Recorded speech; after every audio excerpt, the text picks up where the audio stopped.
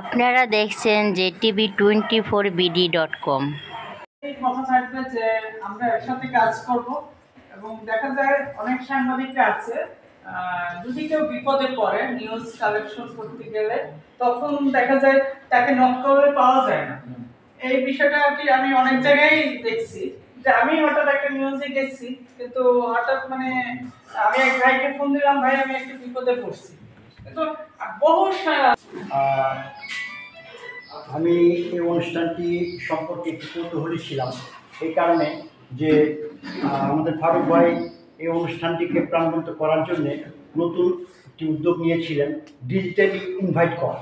ওনার একটি সুকণ্ঠী মেয়ের কণ্ঠে আমাদেরকে আহ্বান জানানো হয়েছে যেন 1 ডিসেম্বর এই অনুষ্ঠানটিতে আমরা যোগ দিই। সেজন্য ফারুক ভাইকে ধন্যবাদ যে উনি আমাদেরকে অবহিত করতে পেরেছেন।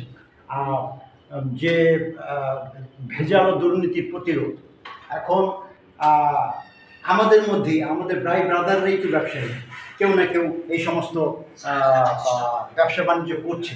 তো এই যে বর্তমান তো ভালো বুঝি জার্নালিস্ট অ্যান্ড রাইট সোসাইটির উদ্যোগে 1 ডিসেম্বর রবিবার বিকাল 4 ঘটিকার সময় ভেজাল দুর্নীতি প্রতিরোধ।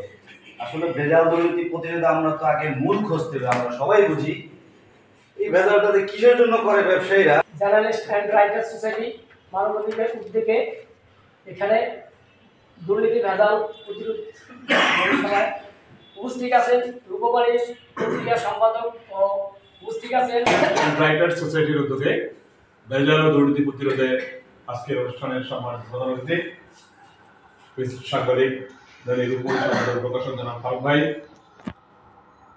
প্রতিনিধি সম্পাদক সরকার জামাল এবং অর্থ সংগঠনের কর্মীরা, আসসালামু আলাইকুম। সাংবাদিকতা একটি চ্যালেঞ্জিং পেশা।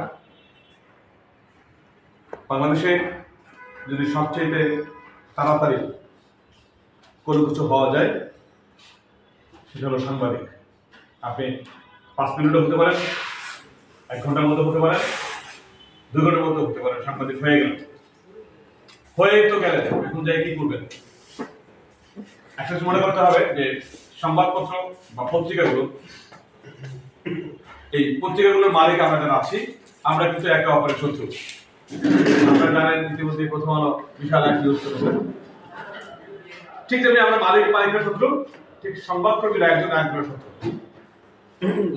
কারণ আমাদের দেশে